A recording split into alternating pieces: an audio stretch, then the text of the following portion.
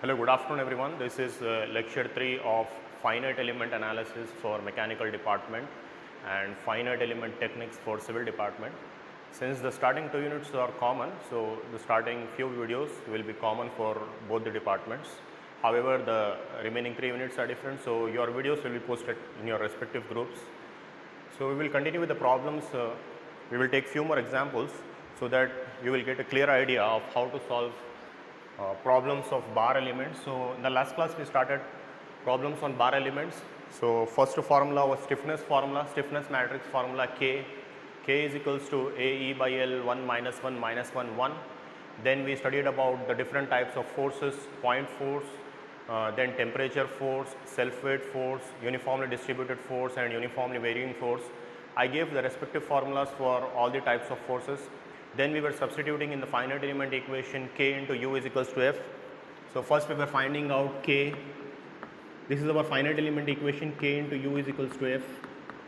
First we were finding out K, then we were finding out F. So after substituting K and F, we will get the value of U. This is how we have solved the problems. We will take few more examples. Let's take one example. If there is a stepped bar, okay. Let's say we have a load of P is equals to 40 kilonewton at the free end. Okay. So let's assume the length of this element 1 is 2400 mm and from here to here it's 600 mm, and let's say since this area is more, I will take this as we will take this as 1600 mm and this as some 600 mm square and this as 400 mm square. Okay. For example, this problem has been given and you have to find out the nodal displacements, that is displacement. How many number of elements can I take here? I can take this as element 1 and this as element 2. It depends on you. You can create more number of elements also. I will explain you how to make more number of elements. Since this is a simple problem, I can assume this as element 1 and this as element 2. So my element 1 is connecting, it is starting from here and it is ending here. So it's starting from node 1, this is called as node 1, this is node 2. So element 1 is connecting nodes 1 and 2 and element 2 is connecting nodes 2 and 3. Okay. So I have to find out first stiffness of element 1. So stiffness of element 1 is K1 is equals to, what is the formula? AE by L 1 minus 1 minus 1 1. Since I am taking element 1, I will write down A1 E1 by L1. Okay. So area 1 is given as 600 mm square. So with the help of units we can see mm square is there. So power 2 means that is the area of element 1. So area of element 1 has been given in the question as 600 into Young's modulus. Let's see what's the value of Young's modulus given in the question. So Young's modulus E is given in the question as 200 GPa. So in order to convert this in terms of millimeters, so that is 200 into 10 power 3 Newton per mm square. I explained about this, how we are doing this conversion in the last class. If you have not gone through that, please go through that video so that you should understand how we are getting these conversions. So since these two are in mm and area is also in terms of millimeter square, so this should also be in terms of Newton per millimeter square. If you take this as it is, then you may get a wrong answer. So you will not get marks. Despite you know the procedure, you will lose the marks. So first area 1 is given as 600 mm square. E1, since E1, E2 separately is not given, common value is given, E is equals to 200 GPa. That means E1 and E2 has the same value, the material is same. Since E is a material property, it changes from material to material. So in this case, material is entirely same. So E1 and E2 is E only. So here E1 value is 200 into 10 power 3 in terms of millimeters. So length 1, so length, this is our element 1. So length of element 1 is 2400. So L1 is 2400 into 1 minus 1 minus 1 1. Okay, we can find out these values in the calculator. 2 12s are okay. So we will be getting 5 into 10 power 4. Okay, I'll just cross verify that answer. Yeah, it's 5 into 10 power 4. So 5 into 10 power 4 into 1 minus 1 minus 1 1 is the value of K1. Okay, I will find out the stiffness matrix for element 2 also. We'll erase this part. Find out the stiffness matrix for element 2. K2 is equals to A2 E2 by L2, 1 minus 1 minus 1 1. So what is the value of A2? Area 2 is given as, this is area 2. With the help of units you should identify what is that. So mm power 2 means that is the area of this member. So area 2 is given as 400 into E2 is same, 200 into 10 power 3. Since only E value is given, that means E1, E2 all are same. So 200 into 10 power 3 divided by L2. So length of element 2 is 1600 into 1 minus 1 minus 1 1. So if you find out this value, okay, this also you are getting as 5 into 10 power 4, 1 minus 1 minus 1 1.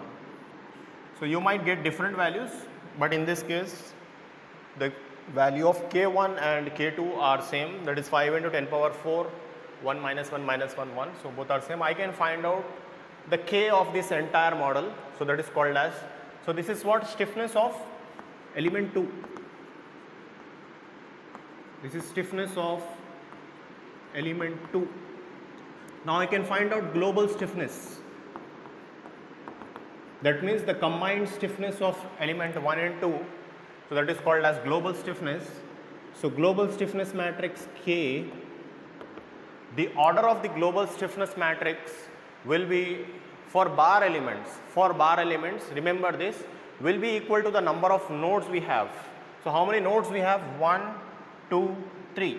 Elements are 2. Element 1, element 2. But nodes are 1, 2, 3. There are 3 nodes.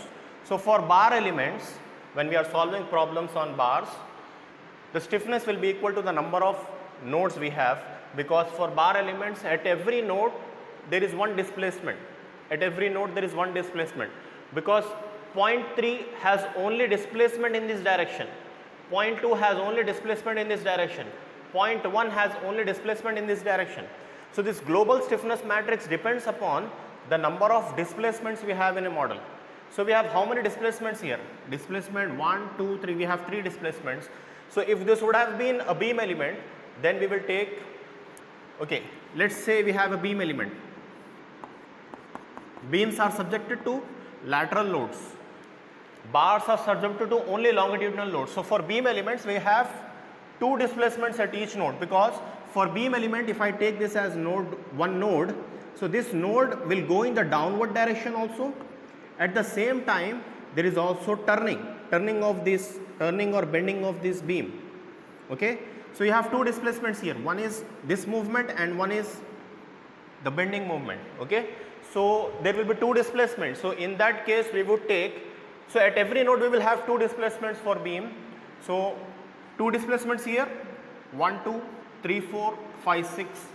So we have 6 displacements. So in that case, the order of the global stiffness matrix will be 6 by 6. In this case, for bar elements, we have only 1 displacement at each node. So there are 3 displacements, 1, 2, 3 displacements. So the order of the stiffness matrix for bar element is 3 by 3. So we will be having 3 rows and 3 columns. Okay, so like this I can write down 1, 2, 3. So these are 3 columns, and 1, 2, 3. These are 3 rows.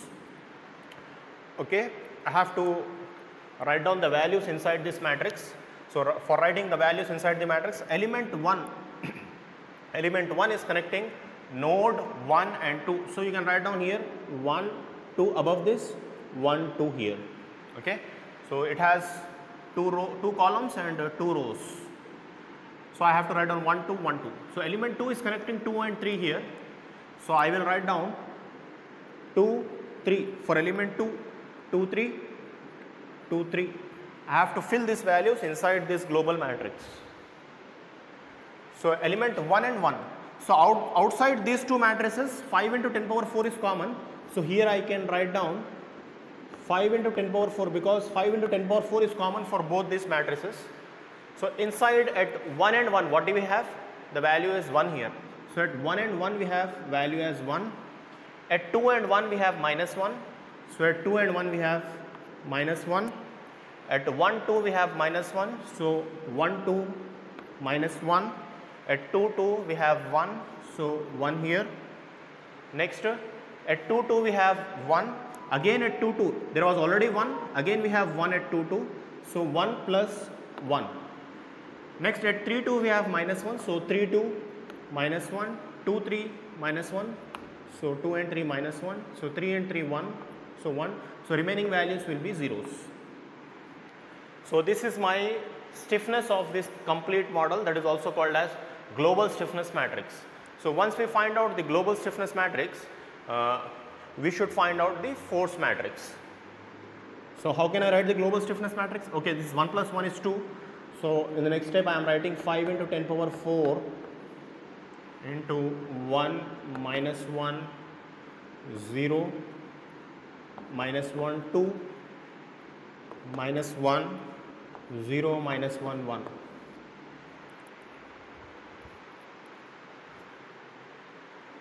Okay. So after finding out the global stiffness matrix, I can find out, okay, first I will just quickly recapitulate what we have done. I first found out the value of K1, that is stiffness of element 1. Then I found out the value of K2, the stiffness of element 2. Then I have assembled these two K1 and K2 values to find out the stiffness of element 1 and element 2 combinedly. So that is called as global stiffness matrix. Okay.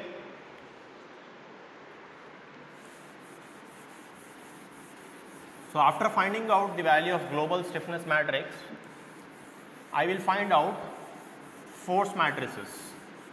How many types of forces we have here? We have only one type of force, that is 40 kilonewtons acting at the free end of this.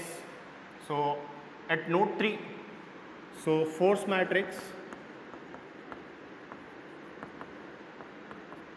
F is equals to, there is no force at node 1, there is no force at node 2, there is one force at node 3. So force matrix is always a column matrix, that means it will have only one column. So there is one force at node 3, that is 40 kilonewtons. So 40 kilo means 10 power 3. So 40 into 10 power 3. So I can take 10 power 3 outside this matrix. So 10 power 3 into 0, 0, 40. Okay. So once I find out K and U, I got the value of K, I got the value of F, so I can substitute in finite element equation. So what is my finite element equation? Substitute in finite element equation. So what is finite element equation? K into U is equals to F. So we got K. K is 5 into 10 power 4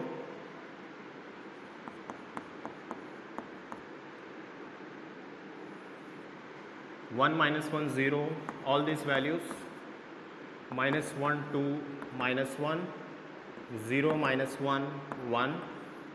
U is, since we have 3 displacements, so U1 U2 U3. If we would have had 4 displacements, then we might have taken U1 U2 U3 U4. Okay, so there are 3 displacements. U1 means displacement at node 1, U2 means displacement at node 2, U3 means displacement at node 3, which we are going to find out. F we got as 10 power 4, here 40. What can I further do is, since I have 10 power 4 on the left side, so what I will do, I will take this 0, I can write down this as 4 into 10, this will be 40. So if I take 10 outside, this will become 10 power 4, 0, 0, 4. So my calculations will become simpler. If at all you can use this value also. If you want to use this value, you can use. But I want to make my calculations simpler. So what I have done, 4 into 10 is 40. So I have taken this 10 outside. So 10 power 3 into 10 is 10 power 4. So my force is this value now. So 10 power 4 into 0, 0, 4. So on the LHS I have 10 power 4. On the right side I have 10 power 4. So both these values get cancelled.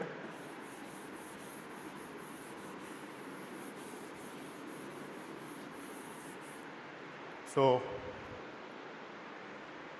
5, yeah, I have to find out U1, U2, U3. But do I have to find out the value of U1? U1 is at fixed end, so U1 will never move. So I don't have to find, I know that U1 is 0. Whatever may be the force, this U1 will not move because it is at fixed end. This is fixed support. So this node is at fixed support, it cannot move. U2 will move, U3 will move. So what are my boundary conditions? This is called as my boundary condition, okay? I am giving a boundary to this member. Giving a boundary means I am fixing it somewhere, because my member, any of my structural member is not floating in the air.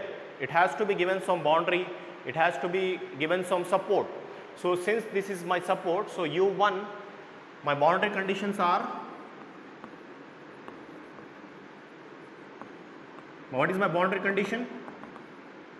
U1 is equals to 0. I know the value of U1 because U1 is 0, because it is at fixed support, okay? If we would have had fixed support here also, then we might have taken U3 also 0. Since there is only fixed support here, so U1 is 0 now. So when I take U1 as 0, I don't have to find out the value of U1. I have to delete this row and this column, because this will again multiply with that 0 and there is no use of that. So whenever I have the value of U1, I have to delete that first row and first column. If U2 is there, I have to delete that corresponding row and the second column. If I have third value, then I have to delete third row, okay? If it's 0, then we have to delete the column, okay? Since it is 0, I have to delete this also, so that will make my calculations simpler. So I have 5 here outside, so what's remaining now? 5 into 2 is 10, 5 ones are 5, so minus 5, here also 5. What's remaining here? U2 and U3 is equals to, on the right side what's remaining? 0 and 4. So I can multiply these two matrices, that is first row and first column should be multiplied. So 10 into U2 minus 5 U3, so is equals to 0. Equation 1, minus 5 U2 plus 5 U3 is equals to 4, equation 2. Always use calculators to find out this U2. I have only two unknowns, U2 and U3, U2, U3, U2, U3. Two equations I can find out the value of U2 and U3 directly in the calculators. Please use the calculators. If you don't know how to solve these equations in the calculator, you can contact me, okay? So you have the value, you will get the value of U2 and U3 in the calculators. So the value of U2 is 0.8 and the value of U3 is 1.6. So this is 0.8 and the value of U3 is 1.6 mm. So because of this force 40 kilonewtons, U3 what I got? 1.6 mm. That means this 0.3 will move 1.6 mm in this direction, and U2 0.2, the displacement at 2, the 0.2 will move 0.8 mm, okay? So U2 is 0.8 and U3 is 1.6. So 3 will move 1.6 mm and 2 will move 0.8 mm. So you can also find out the stresses in these elements, how much stress is developed in element 1 and element 2 because of this force 40 kilonewtons. Okay? So let me find out those values. So stress in element 1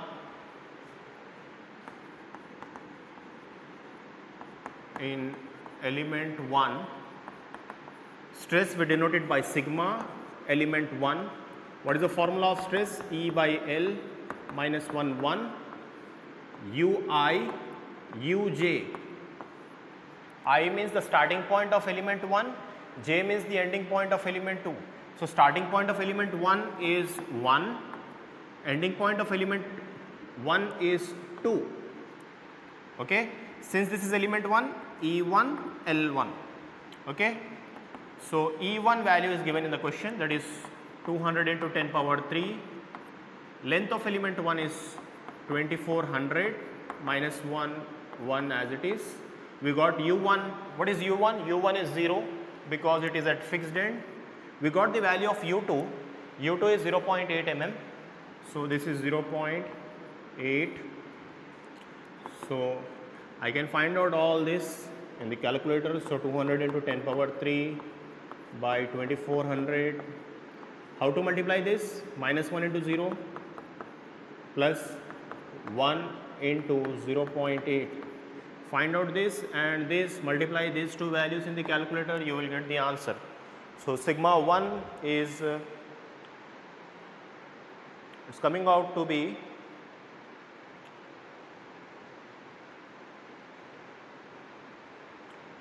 okay 66 Newton per mm square. 66 Newton per mm square. Okay, I will find out the value of sigma 2 also.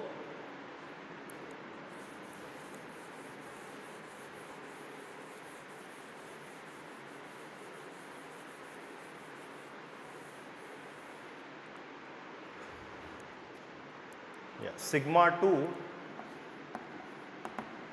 So I have to write down E2 by L2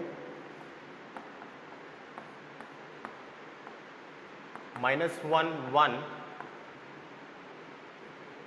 Element 2 is connecting 2 and 3. So U2, U3.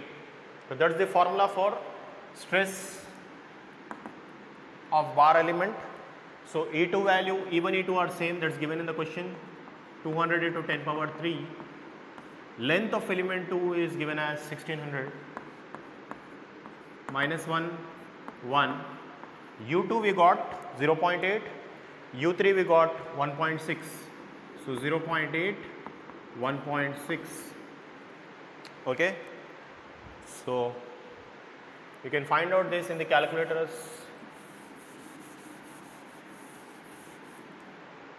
So the value of sigma 2 is 100 MPa or 100 Newton per mm square. Okay, that's it. So we got the displacements. So because of this force P is equals to 40 kilonewton, 66 Newton per mm square is the stress developed in element 1 and 100 Newton per mm square is the stress developed in element 2. Now what we are doing with the help of these calculations, now what a design engineer does is, after finding out these values are nothing if you don't understand or if you don't analyze what to do with these values. So if this sigma 1 and sigma 2, which one is bigger? Okay, sigma 2 is bigger. So sigma 2 element developed in stress developed in element 2 is more, that is 100 Newton per mm square. So we will see whether this material which we are using here, how we are able to know the material. This is the material property E.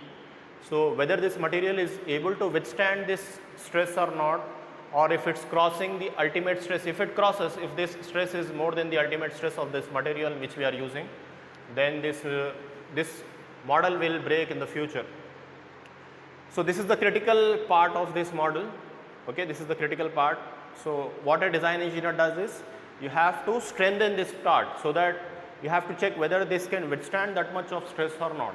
Okay, So stress developed in element 1 is 66 Newton per mm square and stress developed in element 2 is 100 Newton per mm square. So if at all, what are the modifications a design engineer can do is, he can either change the geometry based on the stress values we get, he can either change the material, he can either go for the change of material or change the shape or add more material to this one. Okay. Okay, I will solve one more problem.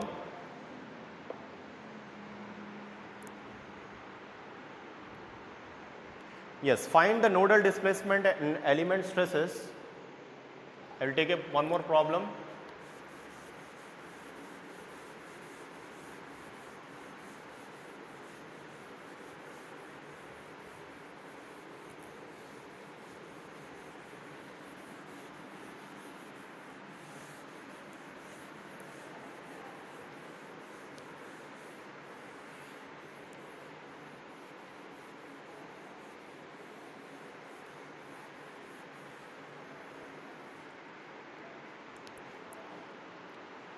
Yes, find the nodal displacements. You have to find out the nodal displacements and element stresses for the stepped bar shown in the figure. Okay.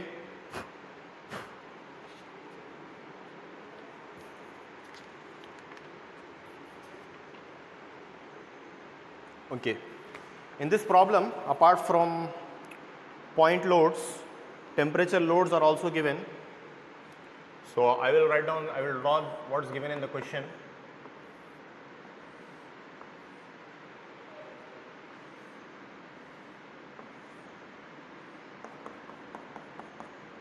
So two fixed supports are there, one fixed support here and another here.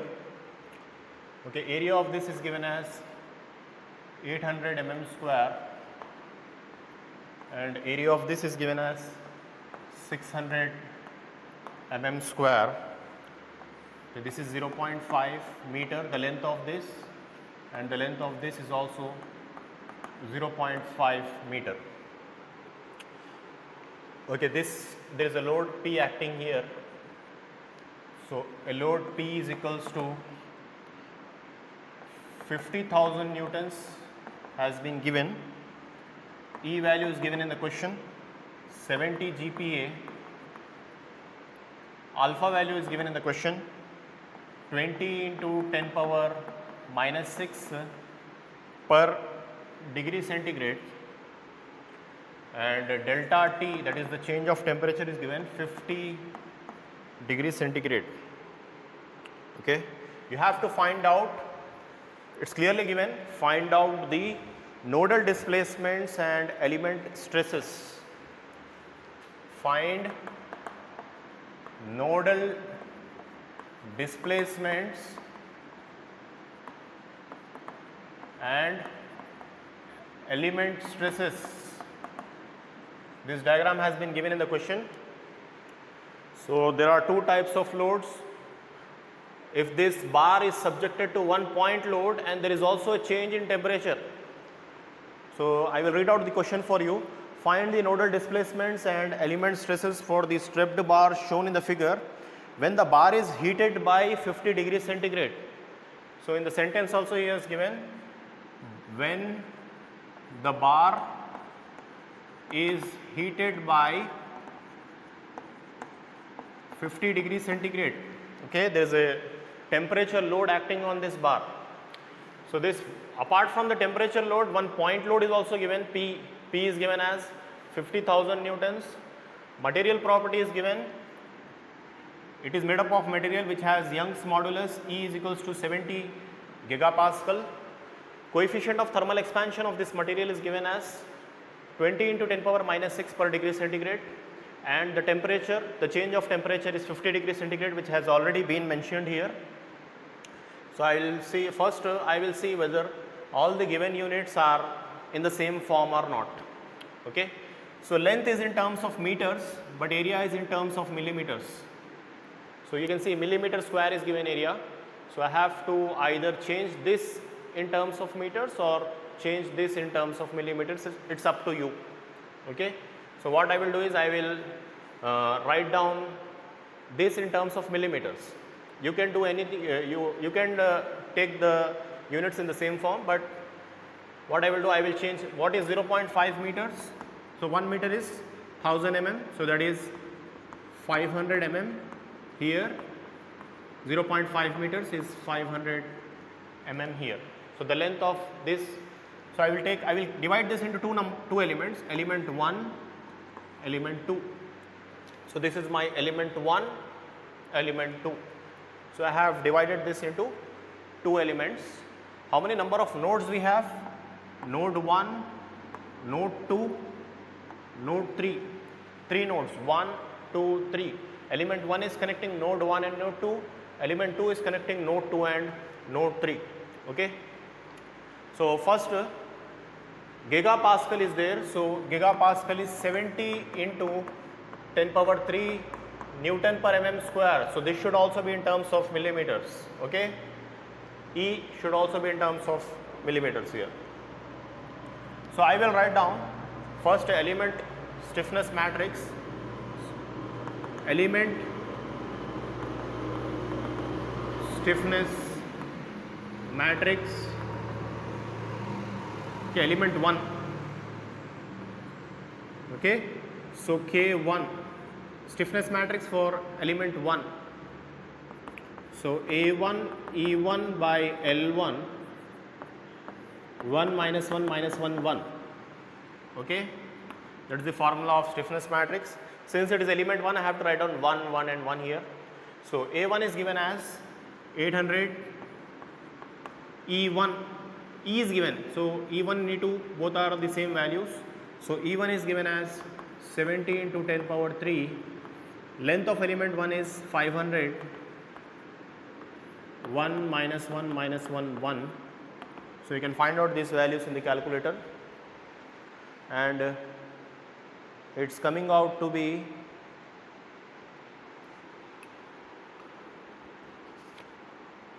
so let me see.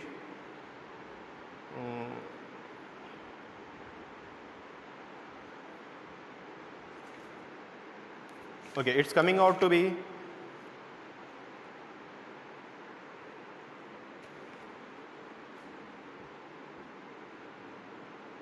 yeah 84 into 10 power 6. 84 into 10 power 6. Please verify it once. No, sorry, 112. 112 into 10 power 6. 112 into 10 power 6 for element 1. In the same way, I have to find out stiffness matrix for element 2. So for element 2, A2 E2 by L2 1 minus 1 minus 1 1. So area 2 is given as 600 into E2 value is given as 70 into 10 power 3. Length of element 2 is 500 mm. 0.5 meters means 500 mm. 1 minus 1 minus 1 1. Again you can find out this value which is outside the matrix in the calculator, and that's coming out to be 84 into 10 power 6. So 84 into 10 power 6, 1 minus 1 minus 1 1. Okay, here also we have 1 minus 1 minus 1 1. So K1 and K2 values I got. I can find out the global stiffness matrix.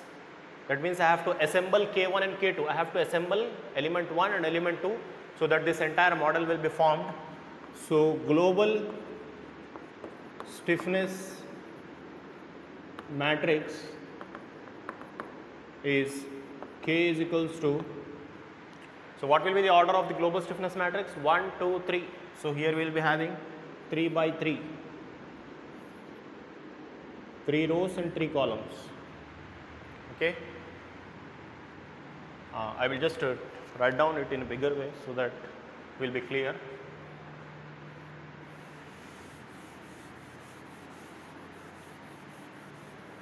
Okay, I am writing that here. Global stiffness matrix K is equals to, it will have 3 rows and 3 columns. 3 by 3.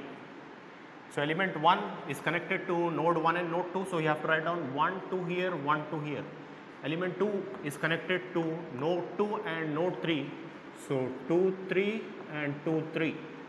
So with the help of this 1, 2 and 2, 3, you can fill inside this matrix. Yes. What is common for K1 and K2? Outside we have 10 power 6. So I will take 10 power 6 common. So at 1 and 1 we have 1, but I have to multiply this 112 inside this matrix. So this will become 112 into 1, 112, because I have taken only 10 power 6 outside, I have not taken 112 outside. So 112 has to be sent inside because 112 is not common, 10 power 6 is common. So it's 112, 112 into minus 1, minus 112, here again minus 112, 112.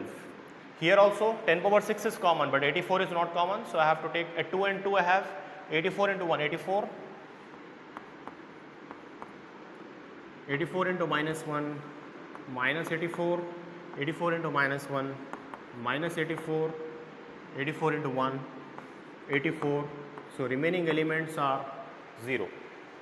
So that is the global stiffness matrix we got.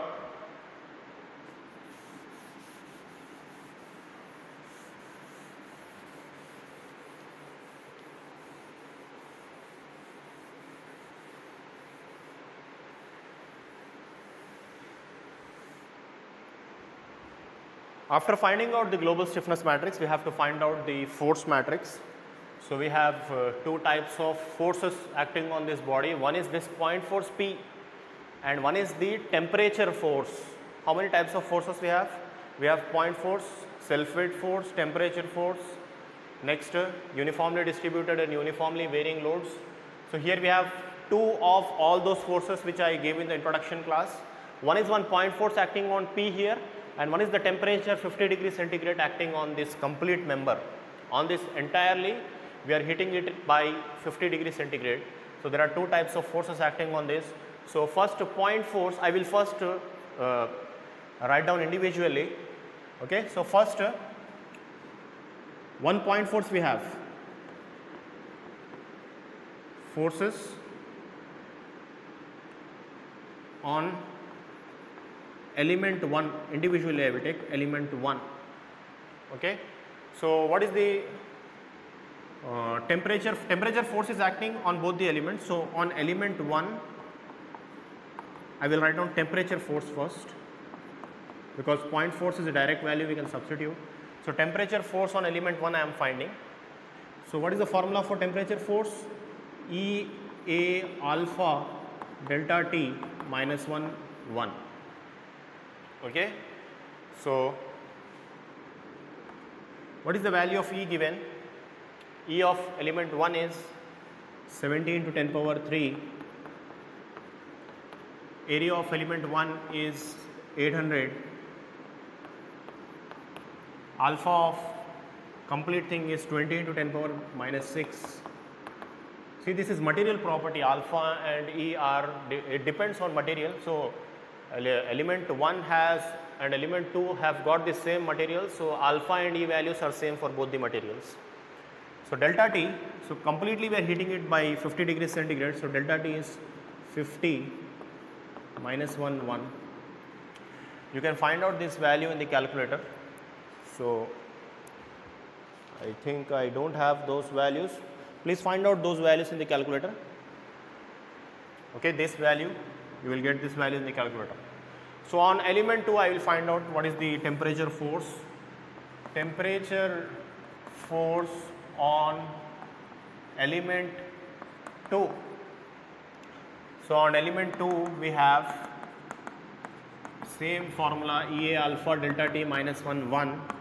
E for element 2 and element 1 both are same. So 70 into 10 power 3. Area of element 2 is given as 600. Alpha of element 1 and element 2 are same. So 20 into 10 power minus 6. And delta T, the change in temperature is same, 50 minus 1 1. You can find out force due to element temperature on element 2. You can find out these values in the calculator. Okay, So after finding out this, so element 1 is connected to 1 and 2. So I have to write down here 1 and 2. So whatever the value we get here, you should multiply here and take those values. Here also, whatever the value we get, send it inside the matrices and take this as 2, 3. 1, 2, 2, 3. Okay. So the temperature force is equals to, on the complete member, since it's 1, 2, 3, so I have taken 1, 2, 3 for complete member. So what is the value we have on 1? We have to take this value here. What is the value we have on 2? We have to take that value. After sending this inside the matrix, so we have to take that here. Again it is starting from 2. So again add that value here. Third value we have to take here. So that is the temperature force. So the total force which we get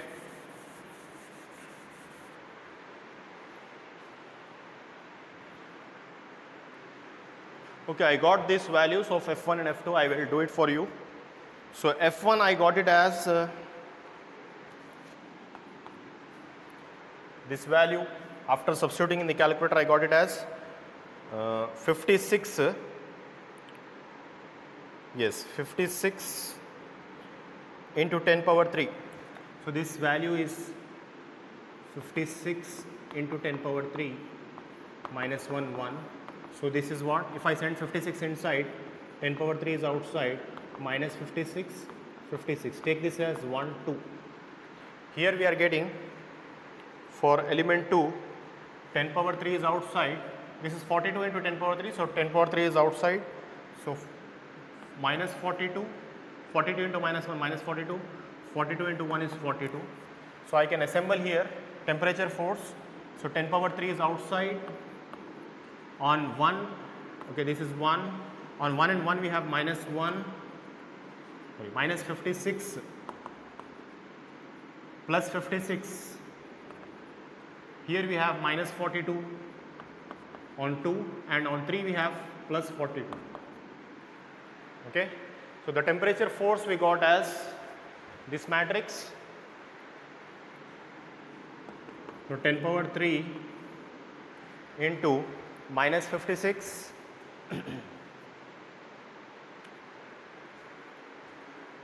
minus 56. So 56 minus 42 is how much? 14. Next 42. So this is the temperature force we got. 10 power 3 into minus 56, 14, 42. Apart from the temperature force, we have point force acting at node 2. So one point force acting at node 2. Since we don't have any formulas for point forces, so directly I am writing the point force. So on node 1 there is no point force 0, on node 3 there is no point force, on node 2 we have one point force P, that is 50,000 newtons. So 50,000. So what I can do, since I have 10 power 3 here outside, so I can write down this as 50 into 10 power 3, so I can write this as 10 power 3 0, 50, 0. Okay, so this is the point force. Now I can find out the total force matrix now. How many types of forces are there? Temperature force I got, point force also I got. Now I can find out the force, combined force, global force matrix which we say. So the combined force matrix, global force matrix, or the combined force matrix also, so we can say. So there are two types of forces. One is temperature force which we found out there, plus the point force.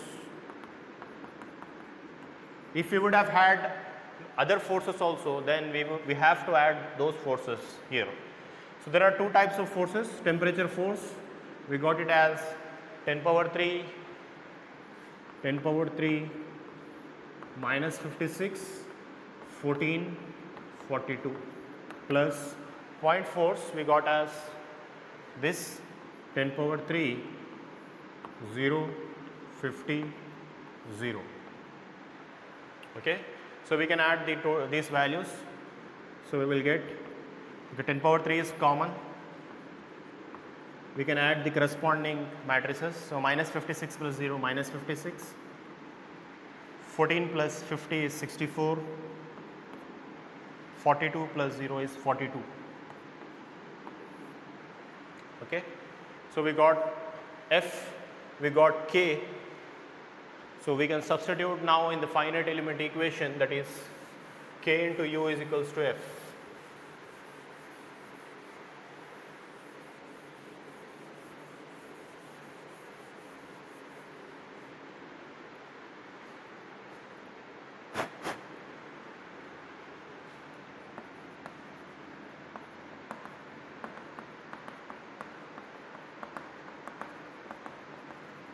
Substitute in finite element equation,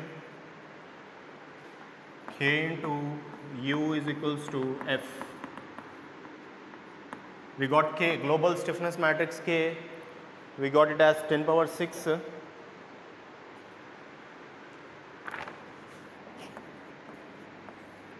10 power 6, 112 minus 112, 0 minus 112, yeah, 112 plus 84 minus 84 minus 84 and 84, 0. Okay. What is U? We have 3 U values. So U1, U2, U3. F we got as 10 power 3 minus 56, 64, 42. What is the value of F? Minus 56, 64, 42. So since node 1 is fixed, node 1 is fixed and node 3 is fixed. Node 3 is fixed and node 1 is fixed. So what are my boundary conditions? Boundary conditions are U1 is equals to 0 and U3 is equals to 0. Since whatever may be the force, 1 is at fixed end, node 3 is at fixed end, only this point can move, node 2 can move. Okay. So U1 and U3 values are 0. I know the value of U1 is 0, so I can delete this one, this row and this column, and U3 is also 0, I can remove this third row and third column. So what is remaining now? 10 power 6 into this value, 112 plus 84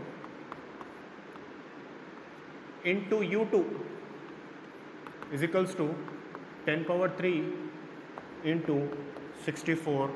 I hope you all can find out the value of U2 from this.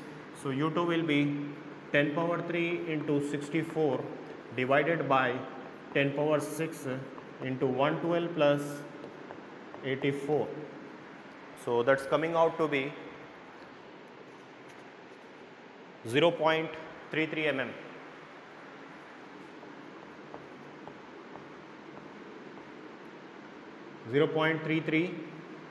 millimeters.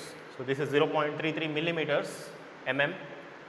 So because of this point force and the temperature force acting on this point 2 is moving 0.33 millimeters. Point 1 is not moving because it is at fixed end. Point 3 is not moving, or node 3 is not moving because it is also at the fixed end. This is fixed support. These are fixed supports. So since it's on fixed supports, those elements are the displacement at those elements are 0. Okay. So after this we have to find out the element stresses also. We got nodal displacements.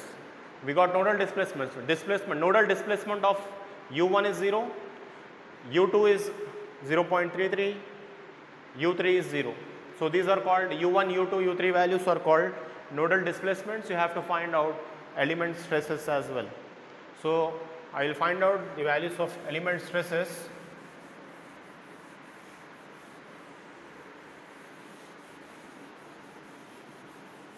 Yes. Go to the formulas which I gave in the first class. So I gave those formulas for element stresses as, if temperature is given, the element stresses formulas changes. So element stresses, first stress in element 1, E by L minus 1, 1 element 1 is connecting node 1 and node 2, so U1 and U2. So minus E alpha delta T. So this extra term will be there when you have temperature load acting on the member. So since this is element 1, I have to write on E1 L1. So E1 is given in the question 70 into 10 power 3. Length of element 1 is 500 mm. So 500 minus 1 1. U1 is 0 because it is at fixed end. U2 we got, U2 is 0.33 mm. Minus E value is there again, 70 into 10 power 3. Alpha is given in the question, 20 into 10 power minus 6. Delta T is given in the question into 50. I hope you all can solve this and you will find out the value of sigma 1. In the same way, you can also find out the value of sigma 2. So sigma 1 I got it as minus 23.8 Newton per mm square. In the same way, please find out the value of sigma 2. It will be minus 93.1. It will be around minus 93.1 Newton per mm square. Okay, that's it for today. Thank you everyone.